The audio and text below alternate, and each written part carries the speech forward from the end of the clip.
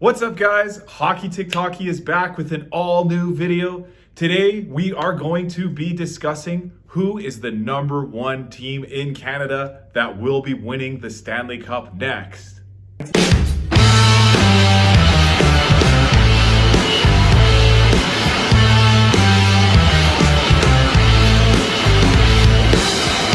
All right, guys, so I'm going to be breaking down all of the Canadian teams today, talking a little bit about their stats and some of the players that they have, some of the moves they've been making, and then I'm going to give you guys my opinion on who I think is going to be winning the Stanley Cup next for Canada in the next few years. So first off, we're talking about the Vancouver Canucks, as they are currently sitting number one in the NHL right now overall with points.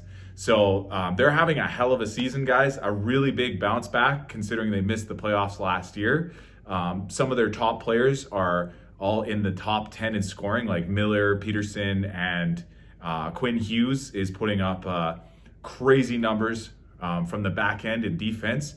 And on top of all that, they've got a Vezina caliber goalie in Thatcher Demko. So the odds that Vancouver is going to go on a playoff run this year seem very likely, especially with the fact that they've made a lot of roster moves in the last few days, trading with Calgary for Elias Lindholm to solidify their center lineup. And even earlier on in the year, they traded with Calgary again to get Nikita Zadorov on the back end on D. So Vancouver is currently on pace to have one of their best seasons and should be a lock for a playoff spot this far into the season, and are having a great year. Next up, it's the Winnipeg Jets. So the Jets have kind of fallen back a little bit since the All-Star break. They're currently sitting third in the Central Division. Really strong lineup with Scheifele and Ehlers and Kyle Connor leading up front. You know, they've got a strong defenseman in Morrissey on D. And their biggest X factor this year has to be Connor Hellebuyck. He's been playing out of his mind. Also, he's in the conversation for the Vezina as the top goaltender in the league. So, you know, with guys like that, Winnipeg has a huge chance to get to the Stanley Cup playoffs and not only make the playoffs, but do some damage there as well. So they also made some trades to kind of bolster their lineup up the middle. They traded for former Calgary Flame Sean Monahan. He was actually traded from Montreal. So most of the Canadian teams seem to be doing other deals with Canadian teams this year. And Monahan is now going to be playing for Winnipeg for the rest of the year. And he's probably super happy about that. Probably super stoked because he went from one of the bottom teams in the East to one of the top teams in the West. So we'll see how that plays out. Next up, we're talking about the Edmonton Oilers. So the Oilers are currently third in their division, in the Pacific Division. McDavid has climbed all the way back into the scoring race. He's, I think, fourth overall after having a slow start, kind of by his standards, you know, still not bad. But the really big improvement for the Oilers over their, kind of resurgence since they had that huge win streak was mostly in net, as Stuart Skinner actually has turned his whole season around and has improved now to being 8th overall in goals against average for the entire league. So the Oilers are kind of the biggest juggernaut when it comes to a team that looks like a force to be reckoned with, you know, climbing all the way out from the bottom of the standings up to a divisional playoff spot was quite the feat. So looking forward for the rest of the season, watch out for the Oilers to continue their ascent, to keep going up closer and closer and closer to the top of the league. And we'll probably looking at them to be a very, tough out into the playoffs. Then we're going to talk about Toronto Maple Leafs. The Maple Leafs have a huge amount of skill up front. They've got Nylander, Matthews, and Marner all in the top 15 in scoring.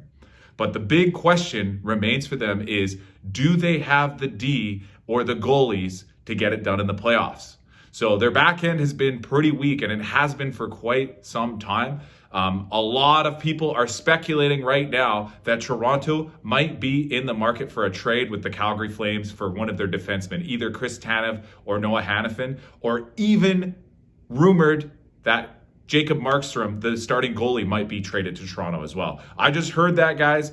this is just speculation. I don't know if it's true or not, but I heard that Toronto might be looking to trade for Jacob Markstrom from the Calgary Flames to the Toronto Maple Leafs, and or Chris Tanev, and or Noah Hanifin in a blockbuster deal. So if they can get that done, guys, if they can get Jacob Markstrom from the Flames or Noah Hanifin or Tanev on the D, that really could solidify Toronto's position as one of the top teams in the league and a team with a chance to actually go deep into the playoffs. Lastly, guys, we are going to be talking about the Calgary Flames. They're currently sitting just 3 points out of a wild card spot and are on a 4-game win streak. So I don't know if they're even going to lock for the playoffs this year, guys. I don't even know if they're going to make it. But if they do, and they keep Jacob Markstrom around, they really could do some damage in the playoffs as well. So it's been a very interesting, very odd season for the Flames, as they've had so many of their players either be traded away or be rumored to be traded away, or have been offered contract extensions and had them denied for whatever reason. But at this point in the year, guys, they just traded away their number one center in Elias Lindholm. And since getting rid of him or moving on from him, the addition of Andrei Kuzmenko has seemed to have revitalized Jonathan Huberdeau. So now that Huberdeau and Kuzmenko seem to be gelling, the power play seems to be going a little bit better, and Jacob Markstrom has been playing on fire this year, I don't see a reason why the Flames couldn't just take that chance at a wild card spot and end up upsetting some teams in the playoffs. So it's been a truly exciting and crazy year right now for the Flames. I can't wait to see what happens moving forward. You know, there's just about a month left of the season until the trade deadline, and then we'll truly find out what's going to happen, because if they trade away that whole second pair of Tanev and Hanifin, I don't know how strong they are going to be on D moving forward if they end up losing those two guys.